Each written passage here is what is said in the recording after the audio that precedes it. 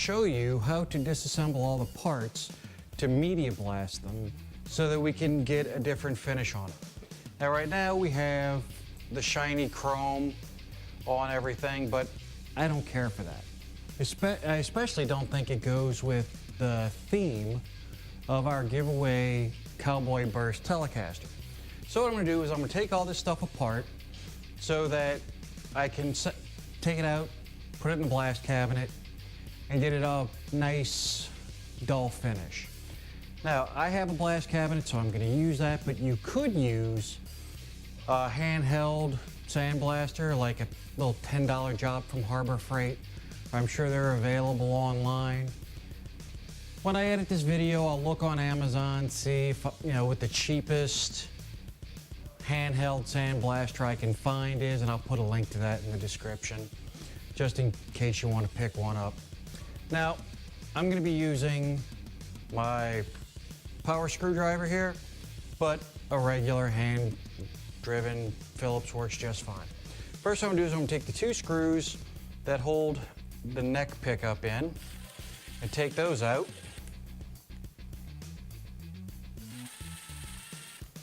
Okay, that's that. Now, we have our neck pickup loose. What I want to do is take the cover off of here. In order to do that, I have to pry up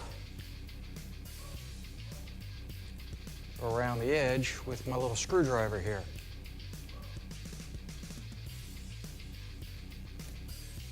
Okay. And do be careful not to catch yourself with the screwdriver. You might put a hole in your hand. And again, proper safety equipment and all that fun stuff.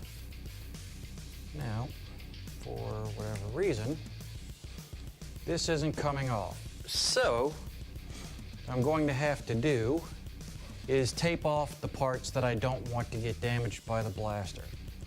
So, good thing I have tape. Just pull me off a nice little strip here. Now I'll run it fairly close to the bottom of the cover, but I want a good bit of overlap on it because it's only the top of the cover that's going to be sticking out of the pick guard there. So that's really only the part I need to worry about getting blasted. So I'll just wrap this around a couple of times. Get us a nice little protection there.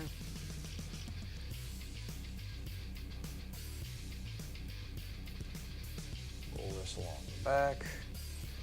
I'd really rather not have this wire in the blast cabinet. I really would, but seems like taking this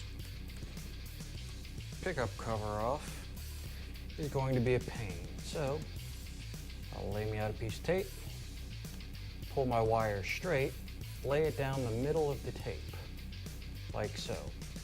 Stick it on the tape, and then I will just fold the tape over onto itself so that it sticks, thereby protecting my cord, my little wire there.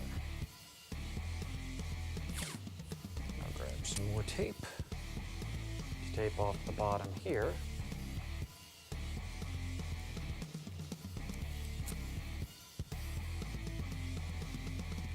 And over here.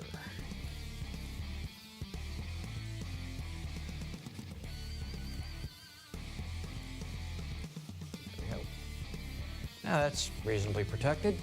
Set that off to the side. Now we go after we take our bridge pickup out.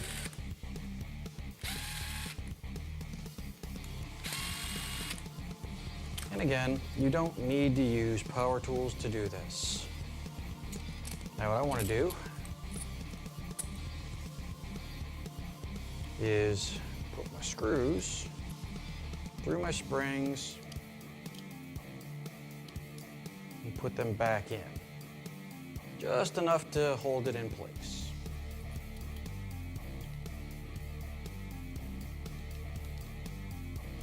That way, they don't get lost. And we know where they go. Always got to remember where your stuff goes. You're not going to put the screw back in the hole it came from, you should probably label it. Okay, so that's out of the way there. Now, on the bridge, I can take these apart, but because I can get the media through them, I don't feel the need to take them apart. So, that's ready to go. Next up, our switch plate here. Take my wrench, undo the nuts that hold the pots on.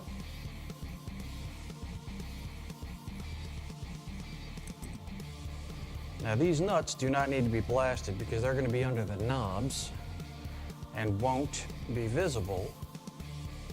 So there's really no reason to have to deal with them in the blast cabinet. Now pull the knob off of that and take the screws for our selector switch out. Out comes the selector switch. That goes up with the parts to be blasted. Screws go back in the holes of the switch. The washers and the nuts for the pots go back on the pots. Remember, we don't want to lose anything because finding these tiny little screws can be a royal pain in the butt.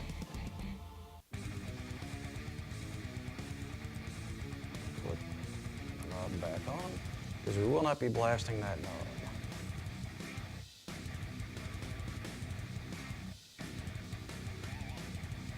Now, a nice thing about this pre-wired setup in this kit is, as long as I leave my pots and my switch in this configuration, I won't have any trouble knowing where to put it when I'm done. You know how to put it back in there. So, next up, we have our jack. Now, I've already loosened this because with the recess, this nut is really hard to get to.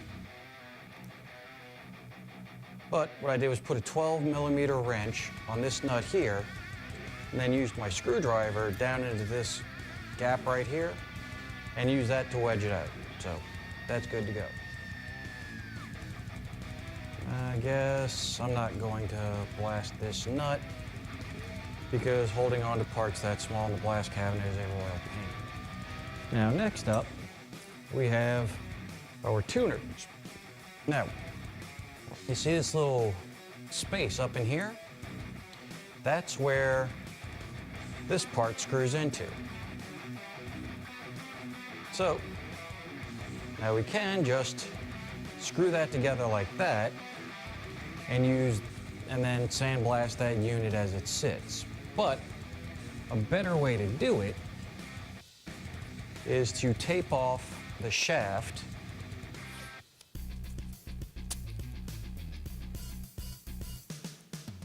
like so. You just take a piece of tape, put it over there. If you use 1-inch tape, it's almost the perfect length for doing this on these particular tuners. Tuner shaft length varies. Now when I wrap that around so it's nice and tight, that covers our gap there and protects our shaft here from getting blasted, but still leaves the top open so that I can hit that with the blast media. That's interesting. These tuners say NHRA on them, and being a car guy, to me that equates to the National Hot Rod Association. So, probably not though. Then I want to take a piece of tape and tape up the threaded part of my little internal nut here, because we don't want to damage the threads, and then we twist the tape at the end and no media can get in from the bottom. we take a piece of tape,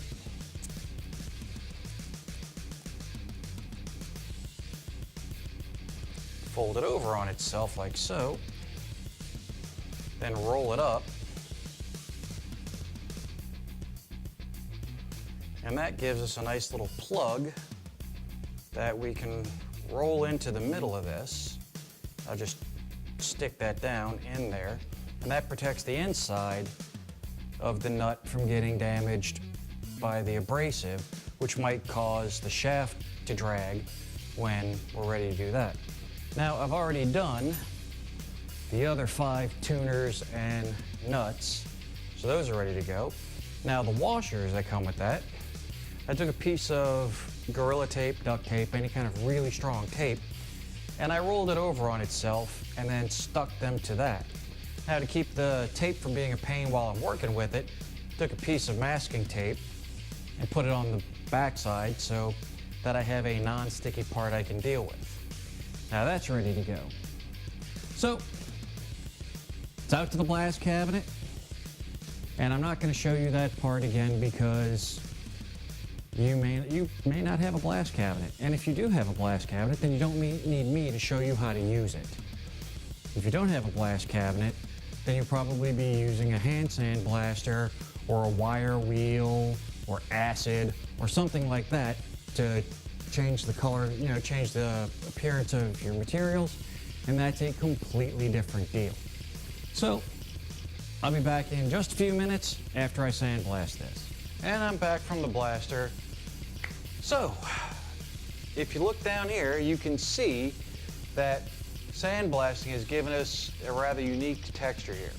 What you can see here is the copper, which is the base for chrome plating, peeking through, because this being Chinese stuff, the chrome is pretty thin, but this is pretty much exactly the look I was going for. So now we just got to put it all back together. I'm going to start with the switch plate.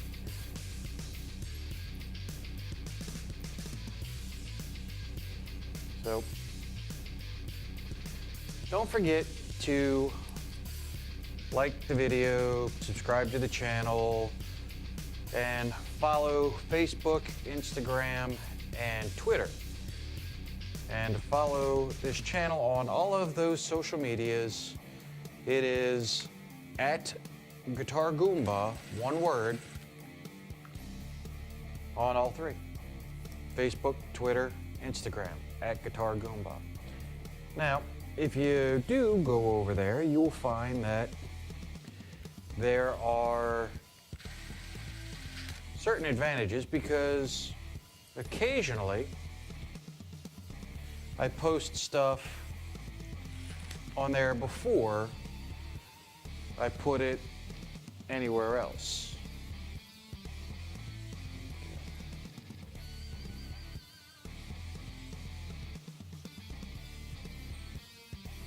So, get this all taken care of. I really put those nuts on there, didn't I? Yeah. Get my washers off here. Then I can just flip these around. Slot the shafts through the holes and drop on my washers.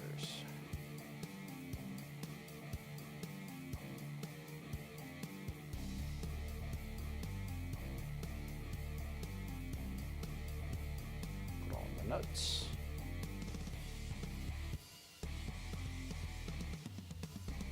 That is done. Now, you guys won't get to see the knobs for this until we get to this. Maybe I'll do those next video. I don't know. We'll see. The knobs are rather unique. I like them. And they were actually a suggestion from one of the subscribers. So, when the subscriber who suggested them sees them, I'm sure they will know that they were the one who gave me the idea. soup.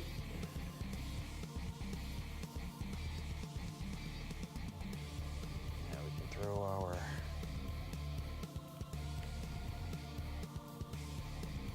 neck pickup back in. Come on,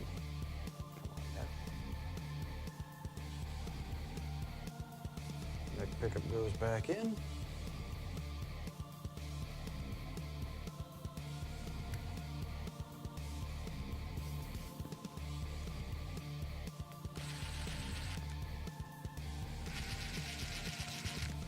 We'll set the height of the neck pickup when we do the setup.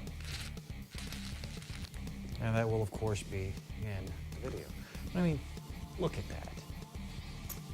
I think that is just awesome. This is the look I was going for. Now, put the bridge pickup back in.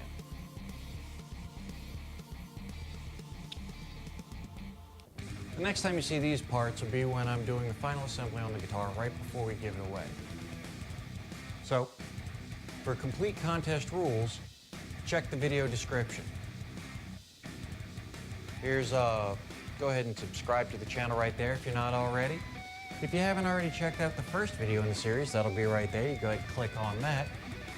If you've missed the last video in the series, that'll be right down here. So go ahead and check those out and get entered, because this build is wrapping up quickly, and before long, it'll be going out to one of you lucky viewers. So, till next time, this is your Guitar Goomba saying, keep rocking.